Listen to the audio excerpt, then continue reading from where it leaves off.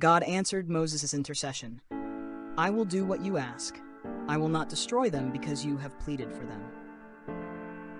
This reminds us of the power of prayer. You can pray for your children, your friends, your loved ones, and your own life. Prayer can change circumstances, prevent disaster, and draw down the mercy of God. Yet when it came to Jesus in the Garden of Gethsemane, he prayed that if it were possible, the cup of suffering would be taken from him. But the Father did not remove it, because Jesus was the one who had to drink it. The cup of suffering, redemption, and the cross.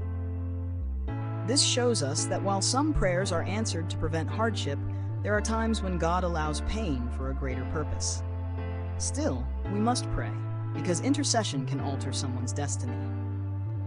After praying for the cup to be taken away, Jesus moved into a different kind of prayer, the prayer of preparation. This is not a prayer to change circumstances, but to prepare the heart to face them. We all need this kind of prayer. Sometimes before leaving home, you need a moment to pray. Before a tense meeting, you may need to step into the bathroom, lock the door, and say, Lord, cleanse my mouth, clean my thoughts, give me a supernatural smile, because I don't want to face these people. That kind of prayer gets you ready for the battle. Many are unprepared because they never give the day to God.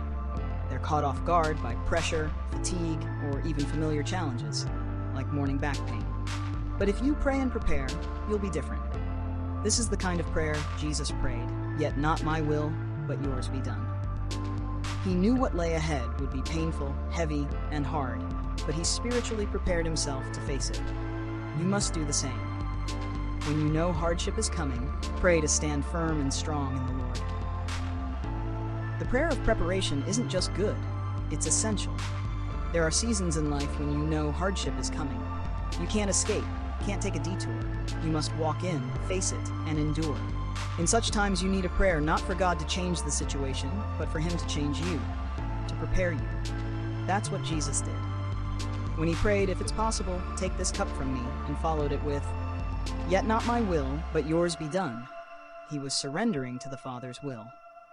That was a prayer of preparation, of spirit, mind, and body, to endure suffering for a greater purpose. The Apostle Paul prayed the same for the church in Ephesus, that God would strengthen them in their inner being, so that when they faced the impossible, they would stand strong through divine supply. When you know you're walking into a hard season, a spiritual battle, family pressure, or work challenge, you need that same kind of preparation. David didn't face Goliath by surprise. He had already fought bears and lions and learned to tend sheep. Those experiences prepared him for a greater fight. Likewise, when you come to church despite pouring rain, it's not just habit.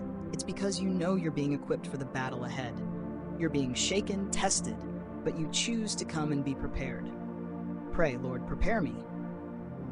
You may not know what's coming, yes, but you know the Lord is already preparing what you'll need. There's another kind of prayer. Not the prayer that prevents, not the one that prepares, but the prayer that restores. This prayer is for those who have failed, for those who weren't ready, who didn't see it coming, who buckled under pressure. If that's you, this prayer is for you. Jesus knew what would happen to Peter. When he called out, Simon, Simon, it was both a loving and a warning voice. He knew Satan had asked to sift Peter like wheat. And what's striking is this: Jesus didn't stop it.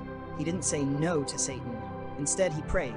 He interceded that Peter's faith would not completely fail, and he said, when you return, strengthen your brothers. Jesus didn't say if you return, but when. He knew Peter would fall, but he also knew he would be restored. That is a promise full of hope. Sometimes you won't pray in time. Sometimes you won't prepare enough. Sometimes the pressure, the grief, or the exhaustion will knock you down. But the good news is this: Jesus already knew, and he's been praying for you. When you fail, when you deny him like Peter once did, don't think it's over. Remember what Jesus said when you return. The door to restoration is still wide open. There's no fall so deep that God's grace can't lift you. No failure so great that his love can't heal you. So if you're in a broken season, offer a prayer of restoration. Say, Lord, rebuild me. I wasn't ready. I've fallen. But restore me so I may strengthen others. Because the very place where you were once weak, God will make strong, and he will use you to bless others.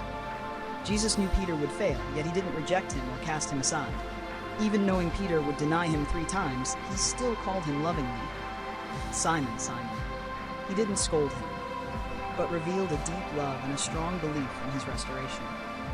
When Jesus said Satan had asked to sift Peter like wheat, he didn't stop it, he allowed it, but he prayed. He interceded that Peter's faith would not completely fail.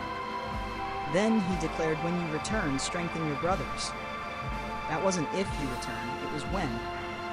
Jesus knew there would come a time when the pressure would be too much, the future too uncertain, and Peter wouldn't be able to stand as he once did. But in that moment, Jesus had already seen Peter's return. He knew Peter would come back, and he had a mission waiting for him, to strengthen others. If you've ever failed, if you didn't see it coming, know this: Jesus is waiting for your return. He's already prepared a restoration mission for you. You may have fallen, but he still calls your name with love. He's not finished with you. He's not surprised by your fall, and he has not changed his mind about your future.